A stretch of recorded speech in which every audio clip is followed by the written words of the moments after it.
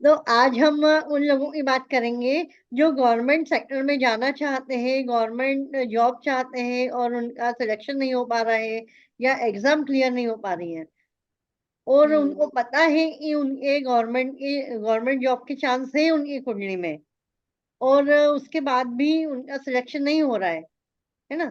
तो अच्छा। कुछ रेमेडी मैं बताऊंगी जिसके थ्रू आपको एग्जाम में सिलेक्शन के चांसेस बढ़ जाएंगे।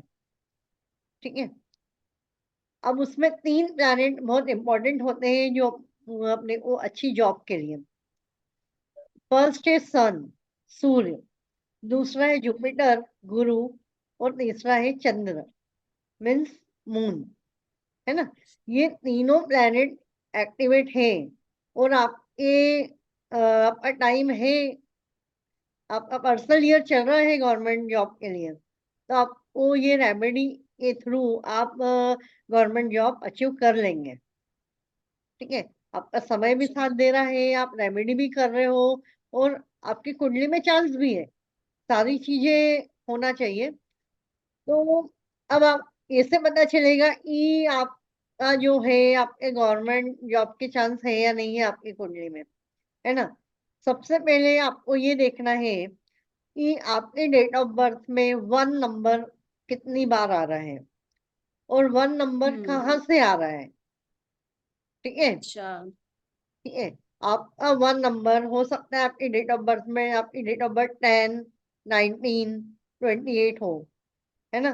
तो सबसे पहले तो आपको ये चीज़ देखनी है, तो आपको गवर्नमेंट जॉब के चांसेस बढ़ जाते हैं।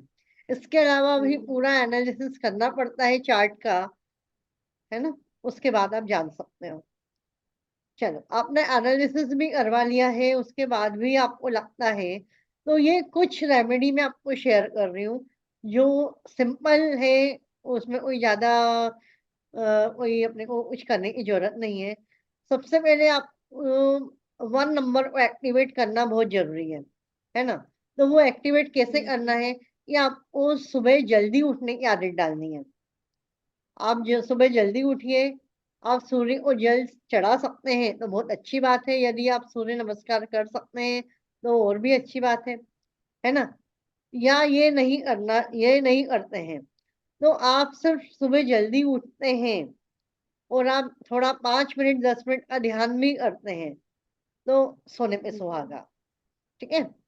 इसके बाद दूसरी रेमेडी आप कर सकते हैं कि अपने जो पिता होते हैं, अपने पिता हम्म। सूर्य होते हैं।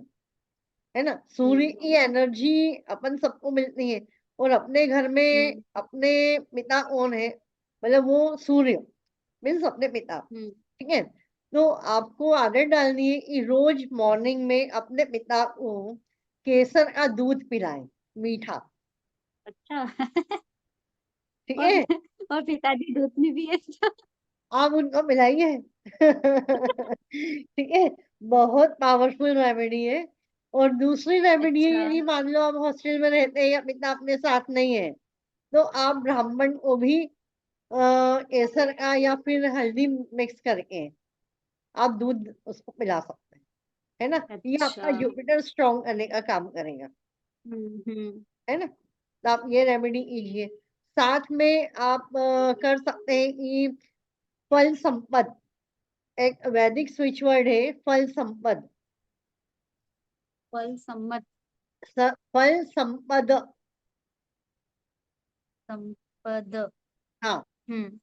ये वैदिक स्विच वर्ड है जो अपने को कोई भी एग्जाम इंटरव्यू क्रैक करने में आपकी हेल्प करेगा। फल सम्मत। संपद। संपद।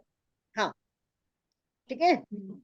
ये हम्म। मैजिकल वैदिक स्विच वर्ड है, आपको उसकी चैंटिंग करनी है ना? और इसके कितने अलावा टाइम? एक फ्रेज है, जो हिंदी में नहीं करना चाहते हैं या इंग्लिश में उनको कंफर्टेबल लगता है, तो वो चीज़ है, first sorry, rich first rank divine. एक सेकेंड, क्या बोला आपने? Rich rich. Hmm. First rank first rank, divine.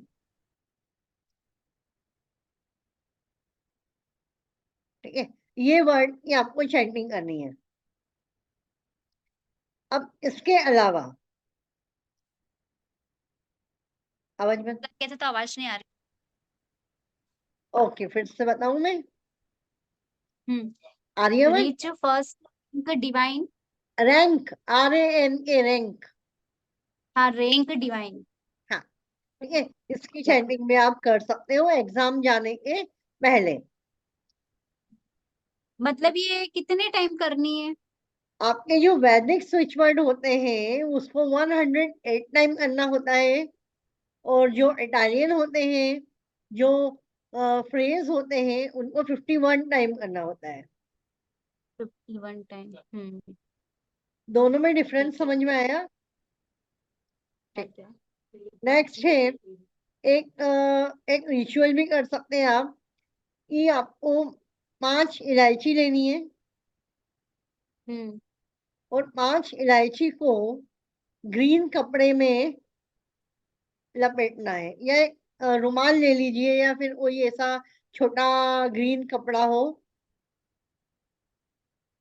हम्म। वो लेना है।